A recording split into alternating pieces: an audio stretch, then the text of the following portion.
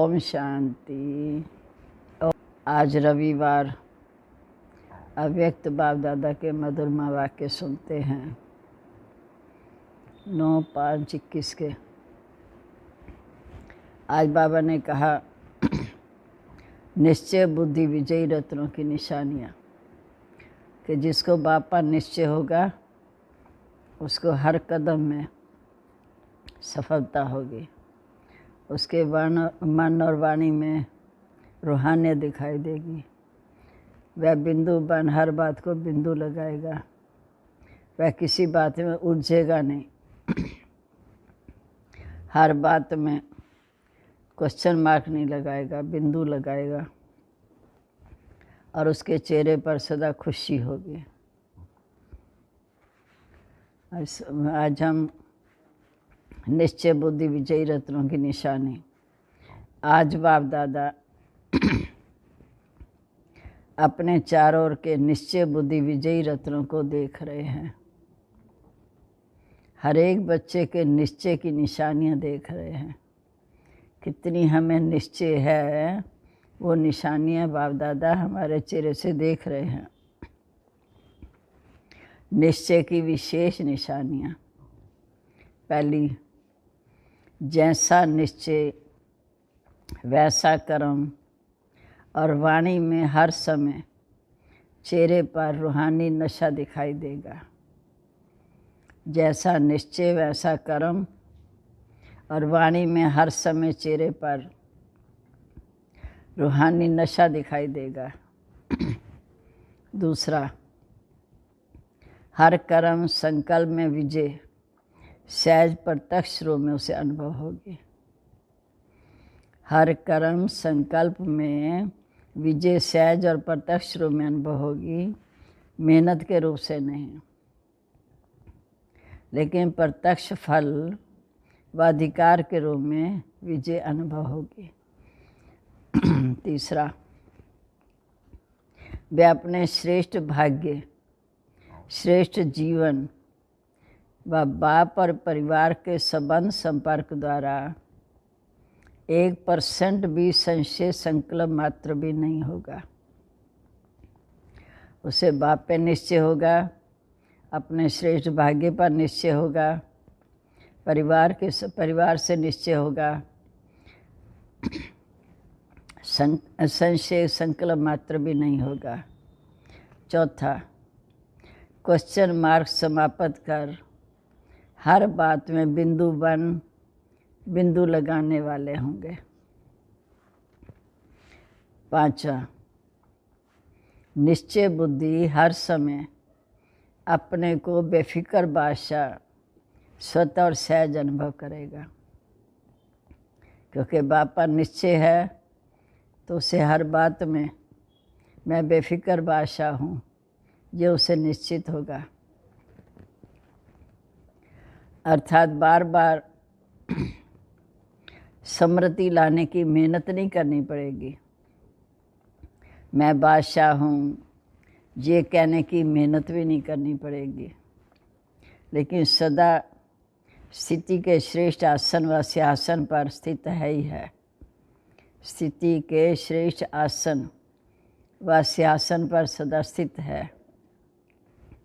जैसे लौकिक जीवन में कोई भी परिस्थिति परमाणु स्थिति बनती है, चाहे दुख की चाहे सुख की, उस स्थिति की अनुभूति में स्वतः ही रहते हैं। बार बार मेहनत नहीं करनी पड़ती कि मैं सुखी हूँ या मैं दुखी हूँ। बेफिक्र बादशाह की स्थिति का अनुभव सहज और स्वतः ही होता है। अज्ञानी जीवन में परिस्थिति परमाणु स्थिति बनती है, लेकिन शक्तिशाली अलौकिक ब्राह्मण जीवन में परिस्थिति परमाणु स्थिति नहीं बनती। बेफिक्र बादशाह की स्थिति व श्रेष्ठ स्थिति बाप दादा द्वारा प्राप्त हुई नॉलेज की लाइट माइट द्वारा, याद की शक्ति द्वारा, जिसको कहेंगे ज्ञान और योग की शक्तियों का वर्षा बाप द्वारा मिलता ही है। तो ब्राह्मण जीवन में बाप और वर्षे द्वारा व सतगुरु के वरदान द्वारा भाग्य विधाता द्वारा प्राप्त हुए श्रेष्ठ भाग्य द्वारा स्थिति प्राप्त होती है। उसे स्थिति बनानी नहीं पड़ती, उसे स्वतः ही उसकी स्थिति होती है। अगर परिस्थिति के आधार पर स्थिति है, आज परिस्थिति अच्छी है तो हम खुश हो गए, आज डाउन हो गए तो उदास हो गए, नहीं। अगर परिस्थिति के आधार पर स्थिति है तो शक्तिशाली कौन हुआ? फिर तो परिस्थिति पावरफुल हो जाएगी। और परिस्थिति के आधार पर स्थिति बनाने वाला, परिस्थिति के आधार पर स्थिति बनाने वाला कभी भी अचल अडोल नहीं रह सकता। अब जैसे अज्ञानी जीवन में अभी अभी देखो तो बहुत खुशी में नाच रहे हैं, अभी अभी उल्टे सोए हुए हैं। तो लौकिक जीवन में ऐसी हलचल वाली स्थिति नहीं होती। यह ज्ञानियों की स्थिति होती है। अलौकिक जीवन में निश्चय बुद्धि वालों की ऐसी स्थिति हलचल वाली नहीं होती। परिस्थिति के आधार पर नहीं, लेकिन अपने वर्ष और वरदान के आधार पर, अपनी श्रेष्ठ स्थिति के आधार पर परिस्थिति को परिवर्तन करने वाला होगा। वह अपनी श्रेष्ठ स्थिति के आधार पर परिस्थिति को भी परिवर्तन करने वाला होगा। तो निश्चय बुद्धि इस कारण सदा बेफिक्र बादशाह है, क्योंकि फिक्र होता है कोई अप्राप्ति या कमी होने के कारण। अगर सर्व प्राप्ति स्वरूप है, मास्टर सर्वशक्तिवान है, तो फिक्र किस बात का रहा? क्योंकि बाबा ने हमें सब प्रकार की प्राप्तियां दी हैं। प्राप्ति स्वरूप है, मास्टर सर्वशक्तिवान है, तो फिक्र किस बात का? छठा, निश्चय बुद्धि अर्थात सदा बाप पर बलिहार जाने वाले। बलिहार अर्थात सर्वंश समर्पित। वे खुद तो समर्पित हैं, लेकिन वंश सहित समर्पित, सर्ववंश सहित समर्पित। चाहे देह भान में लाने वाले विकारों का वंश, चाहे देह के संबंध का वंश, चाहे देह के विनाशी पदार्थों की इच्छाओं का वंश, सर्ववंश में ये सब आ जाता है। सर्वंश समर्पित व सर्वंश त्यागी एक ही बात है। समर्पित होना इसको नहीं कहा जाता कि मधुबन आकर बैठ गए या सेवा केंद्रों पर बैठ गए। ये भी एक सीढ़ी है जो सेवार्थ अपने को समर्पित करते हैं, लेकिन सर्वंश अर्पित ये सीढ़ी की मंजिल है। वंश सहित अपने आप को समर्पित करना ये सीढ़ी की मंजिल है।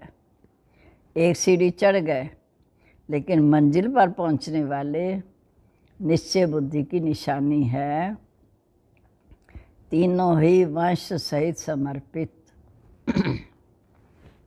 मंजिल पर पहुंचने वाले निश्चय बुद्धि की निशानी है तीनों ही वंश सहित समर्पित।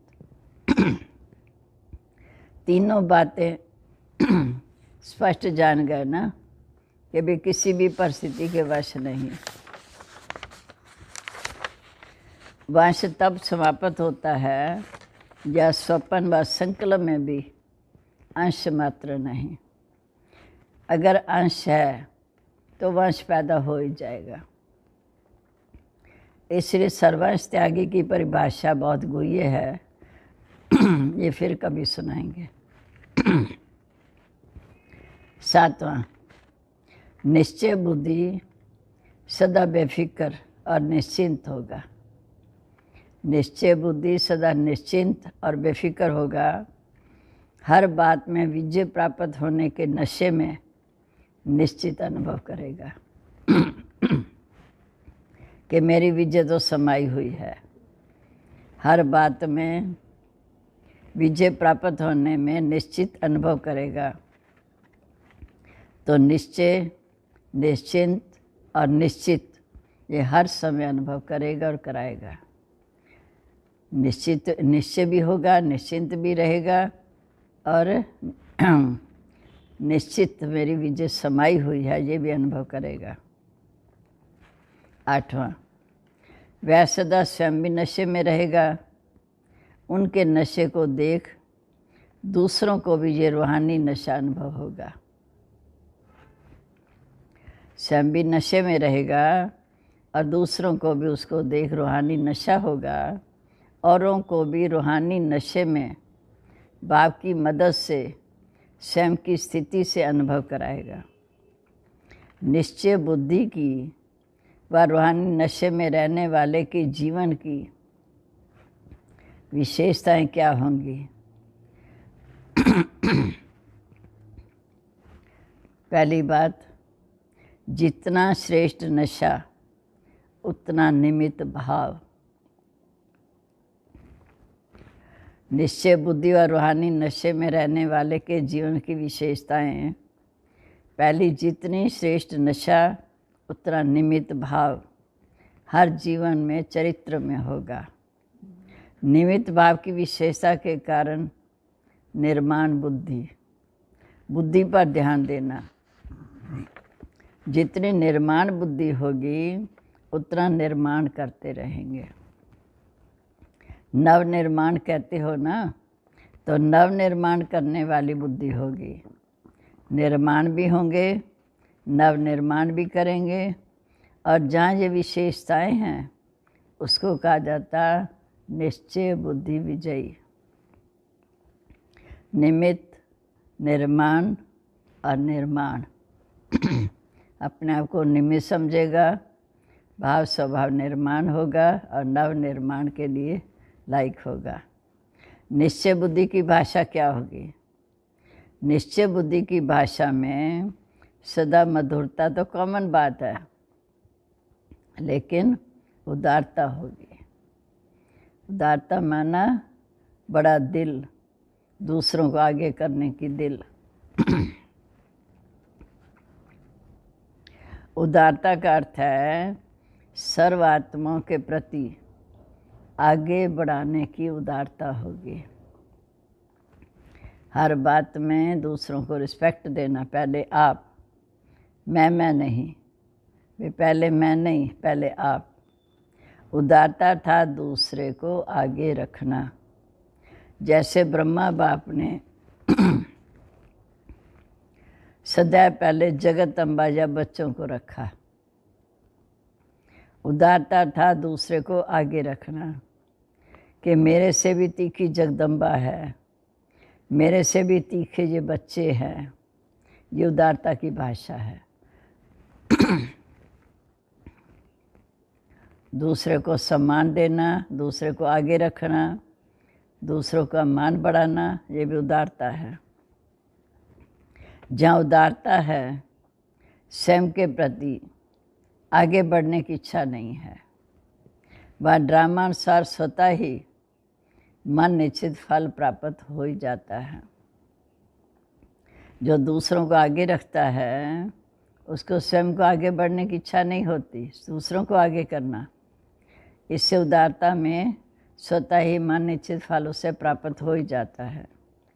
जितना स्वयं इच्छा मात्रम अविद्या की स्थिति में रहते,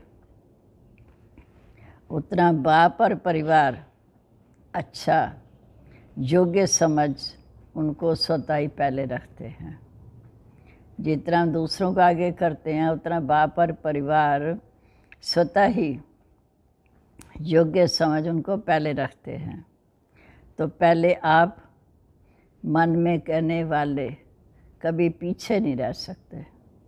हम जितना दूसरों को आगे करते हैं, पहले आपका सम्मान देते हैं, तो वह कभी पीछे नहीं रह सकते।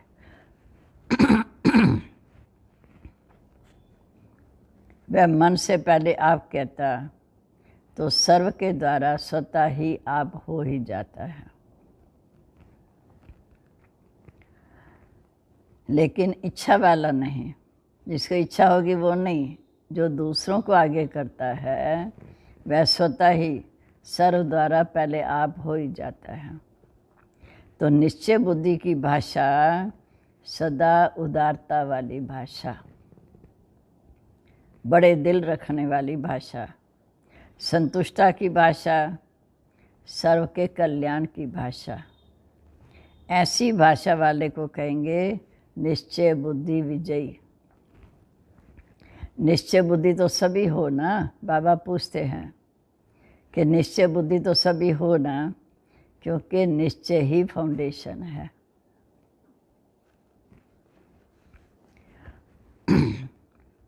लेकिन जब परिस्थितियों का, माया का, संस्कारों का, भिन्न भिन्न स्वभावों का तूफान आता है, तब मालूम पड़ता है कि निश्चय का फाउंडेशन कितना मजबूत है। ऐसे तो हम सब कह देते हैं हमें निश्चय है। जब हमारे सामने भिन्न भिन्न स्वभावों का तूफान आता है, तब मालूम पड़ता है कि निश्चय का फाउंडेशन कितना मजबूत है। जैसे पुरानी दुनिया में भिन्न भिन्न प्रकार के तूफान आते हैं, तूफान क्या करता, पहले उड़ाता है फिर फेंकता है, पहले ऊपर उड़ा जाता फिर फेंकता है। तो ये तूफान भी पहले तो स्वयं अपनी तरह मौज में उड़ाते हैं, अल्पकाल के नशे में ऊंचे से ऊंचे ले जाते हैं, क्योंकि माया भी जान गई है कि बिना प्राप्ति ये मेरी तरफ होने वाले नहीं हैं। जब तक इनको कुछ प्राप्ति न दिखाई दे तब तक ये मेरे होने वाले नहीं हैं। तो पहले आर्टिफिशियल प्राप्ति में ऊपर उड़ाती है, फिर नीचे गिरा देती है। चतुर है ना। तो निश्चय बुद्धि की नज़र त्रिनेत्री होती है। जो निश्चय बुद्धि होगा उसकी नज़र त्रिनेत्री होती, तीसरे नेत्र से वह तीनों कालों को देख लेते हैं, इसलिए वह कभी धोखा नहीं खा सकते। जो निश्चय बुद्धि होगा वह तीसरे नेत्र से तीनों कालों को देख लेते हैं, इसलिए कभी धोखा नहीं खा सकते।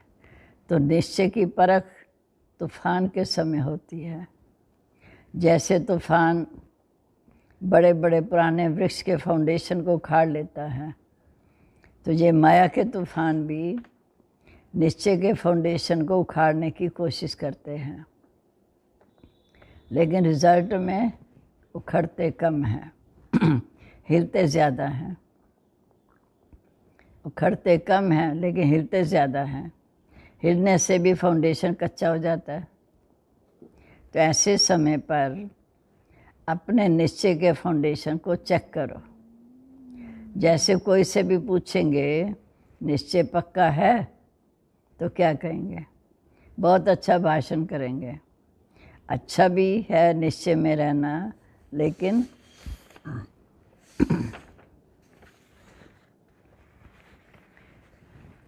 अगर निश्चय हिलता है तो निश्चय का हिलना अर्थात जन्म जन्म की प्रारब्ध से हिलना। तो बाबा ने कहा कि अगर निश्चय हिलता है तो निश्चय का हिलना अर्थात जन्म जन्म की प्रारब्ध से हिलना।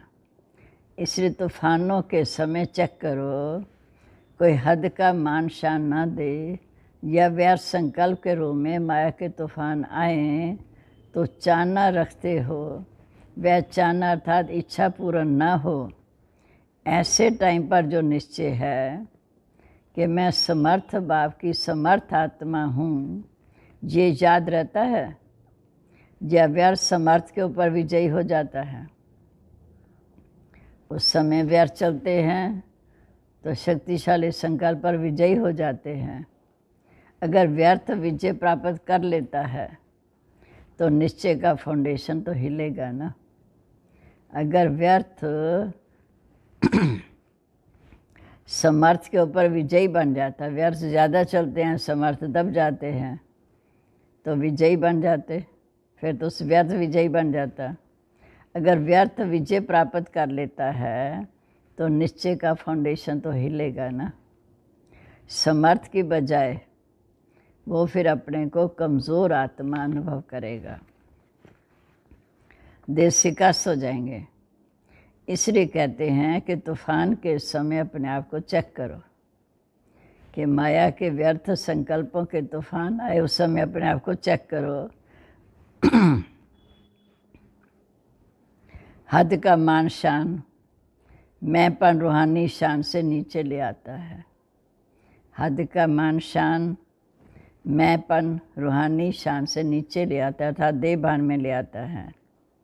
हद की कोई इच्छा मात्र अविद्या के निश्चय से नीचे ले आती है। थोड़ी भी हद की इच्छा होगी तो फिर हम नीचे डाउन हो जाएंगे।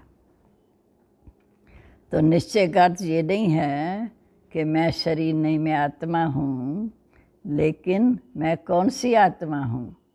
ये नशा वो समान समय पर अनुभव हो कि मैं आत्मा तो हूँ, पर कौन सी आत्मा हूँ।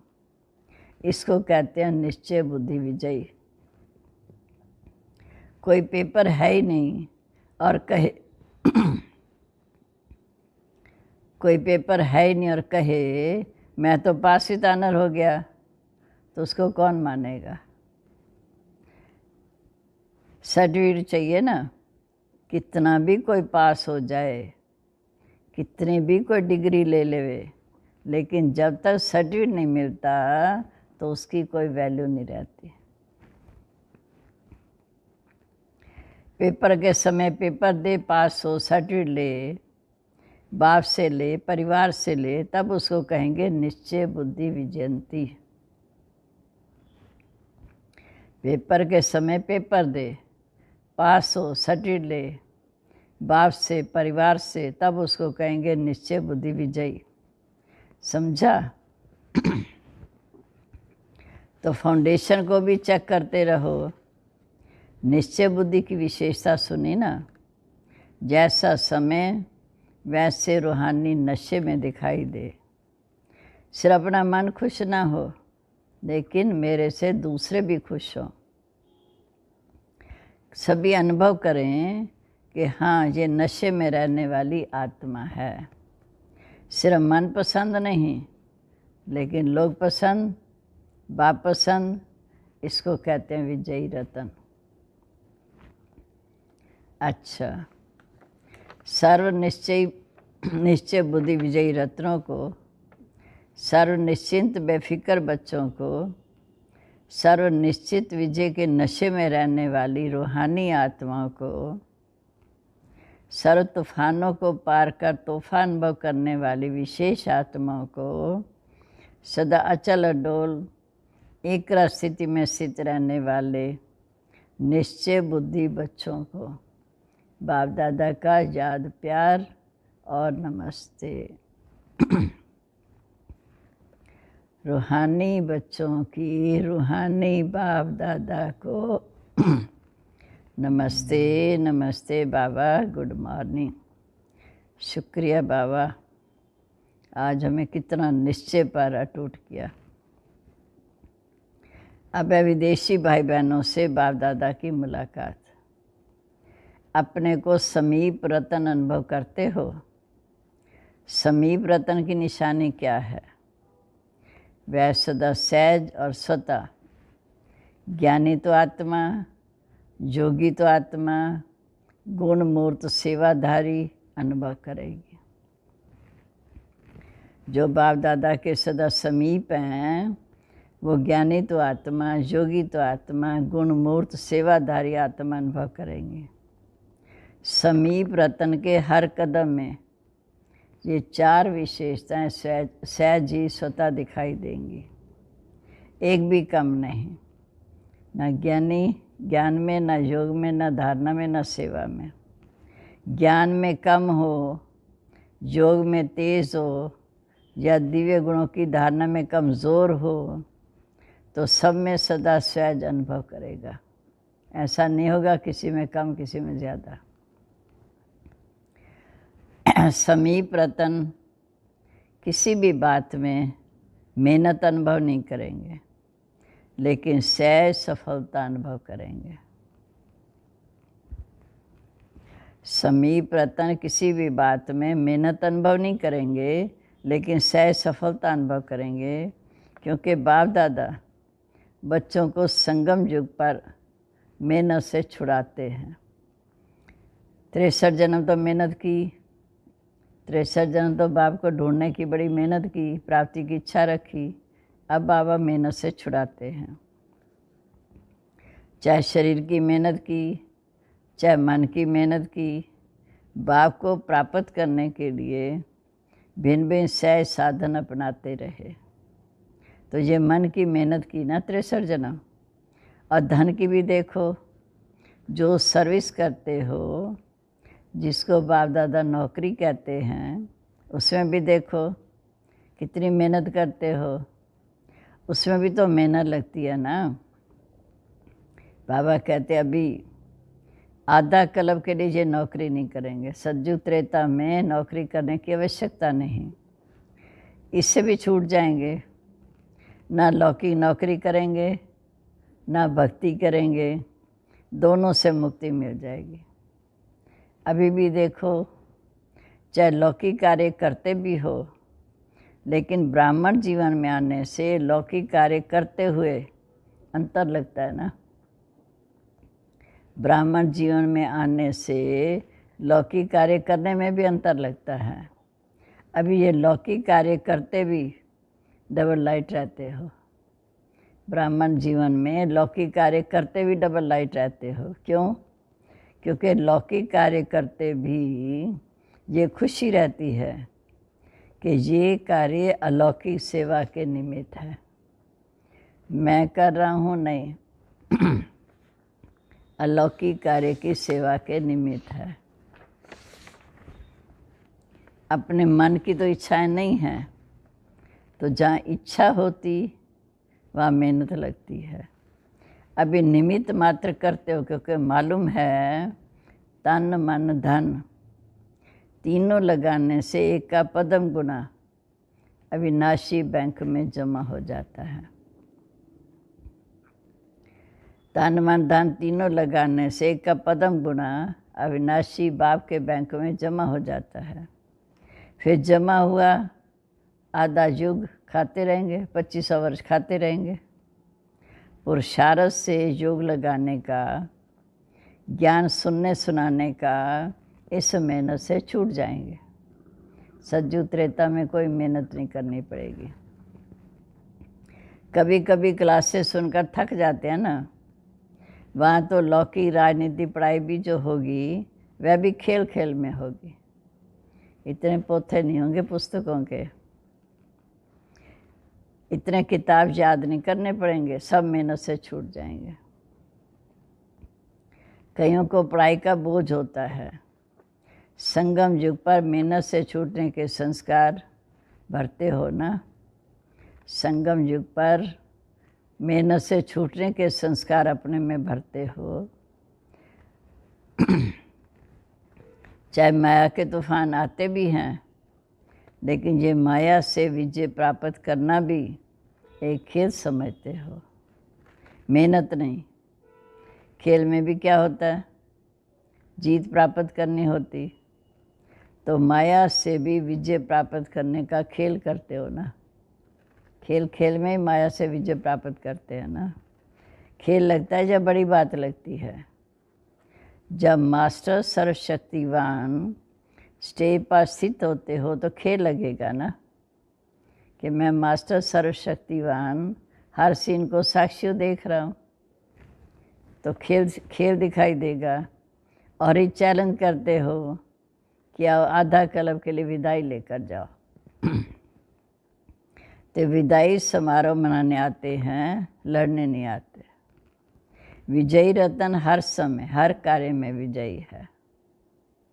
विजयी रतन हर समय हर कार्य में विजयी है। विजयी हो ना, कहते हैं हाँ जी, तो वहाँ जाकर भी हाँ जी करना। अभी हम कहते हैं बाबा को हाँ जी हम विजयी रतन हैं, तो बाबा कहते हैं वहाँ भी जाके हाँ जी करना। फिर भी अच्छे बहादुर हो गए। पहले थोड़ा जल्दी घबरा जाते थे, अभी तो बहादुर हो गए, अभी अनुभवी हो गए। तो अनुभव की अथॉरिटी वाले हो गए ना, क्योंकि परखने की शक्ति आ गई, इसलिए घबराते नहीं हैं। अनेक बार के विजयी थे, हैं और रहेंगे। बाबा कहते सदा याद रखो, अनेक बार के विजयी थे, हैं और रहेंगे। यही स्मृति सदा याद रखना। अच्छा, विदाई के समय दादियों से। दादी जानकी बम्बई से 3-4 दिन का चक्कर लगा कर आई है। अभी से ही चक्रवर्ती बन गई। अच्छा है, जहाँ भी सेवा है वहाँ भी सेवा की, जहाँ रहते भी सेवा करते, जहाँ जाते वहाँ भी स्वतः सेवा हो जाती है। क्योंकि दादियों के जाने से ही स्वतः सेवा हो जाती है। तो सेवा का ठेका बहुत बड़ा लिया ना। बड़े से बड़े ठेकेदार हो, छोटे छोटे ठेकेदार तो बहुत हैं, लेकिन बड़े ठेकेदार को बड़ा काम करना पड़ता है ना। बाबा मुरली सुनते, दादी कहती बाबा मुरली सुनते बड़ा मज़ा आया, है ना मज़ा? अच्छा है, आप लोग कैच करके औरों को क्लियर कर सकते हो कि बाबा की मुरली सुनकर कैच करके औरों को क्लियर कर सकते हो। सभी तो जैसे कैच नहीं कर सकते, जैसे जगदम्बा मुरली सुनकर क्लियर करके सहज करके सभी को धारणा कराती रही, ऐसे अभी आप निमित्त हो। कई नए नए तो समझ भी नहीं सकते इन बातों को, लेकिन बाप दादा सिर्फ सामने वालों को नहीं देखते, जो बैठे हैं सभा में उनको नहीं देखते, सभी को सामने रखते हैं। क्योंकि बाबा तो सारे विश्व की आत्मा को सामने रखते हैं। फिर भी सामने अन्यन होते हैं तो उन्हों के प्रति निकलता है। आप लोग तो पढ़कर भी कैच कर सकते हो। अच्छा, अब आज का वरदान। व्यर्थ की लीकेज को समाप्त कर समर्थ बनाने वाले कम खर्च वाला नशीन भाव। व्यर्थ की लीकेज को समाप्त कर समर्थ बनाने वाले कम खर्च वाला नशीन भाव। संगम युग पर बाप दादा द्वारा जो भी खजाने मिले हैं, उन सर्व खजानों को व्यर्थ जाने से बचाओ। संगम युग पर बाप दादा द्वारा जो भी खजाने मिले हैं, ज्ञान का, गुणों का, शक्तियों का, उन सर्व खजानों को व्यर्थ जाने से बचाओ, तो कम खर्च वाला नशीन बन जाएंगे। व्यर्थ से बचाव करना अर्थात समर्थ बनना। जहाँ समर्थी है वहाँ व्यर्थ जाए ये हो नहीं सकता। अगर व्यर्थ की लीकेज है, अगर व्यर्थ की लीकेज है तो कितना भी पुरुषार्थ करो, मेहनत करो, लेकिन शक्तिशाली नहीं बन सकते। इसलिए लीकेज को चेक कर समाप्त करो तो व्यर्थ से समर्थ हो जाएंगे। स्लोगन है, प्रवृत्ति में रहते संपूर्ण पवित्र रहना। प्रवृत्ति में रहते संपूर्ण पवित्र रहना, ये ज्ञानी व योगी आत्मा की चैलेंज है। आज का सम्मान है, मैं कम खर्च वाला नशीन आत्मा हूँ। आज का वरदान बोलेंगे कि व्यर्थ की लीकेज को समाप्त कर समर्थ बनने वाले कम खर्च वाला नशीन भाव। स्लोगन है, प्रवृत्ति में रहते संपूर्ण पवित्र रहना, यही योगी व ज्ञानी तो आत्मा की चैलेंज है कि प्रवृत्ति में रहते हमने संपूर्ण पवित्र रहना है। सम्मान है, कम खर्च वाला नशीन। आज की मुरली का सार था कि विजयी रत्न आत्माओं की मुख्य निशानियाँ। 8 निशानियाँ बाबा ने आज बताई। उन 8 निशानियों को हमने अच्छी तरह बुद्धि में रमण करके अपने आप को देखना है, चेक करना है कि मैं कितनी निश्चय बुद्धि विजयी रतन आत्मा हूँ। जितना हम अपने आप को चेक करेंगे उतना सफलता स्वरूप बनते जाएंगे, क्योंकि बाबा तो हम बच्चों को निश्चय कराकर हमारे जीवन को श्रेष्ठ बनाते हैं। हम कहाँ तक बनते जो हमारा पुरुषार्थ है। बाबा ने कहा सतयुग में सब पुरुषार्थ खत्म हो जाएंगे, इस समय मेहनत कर अपना जीवन बना लो। ओम शांति।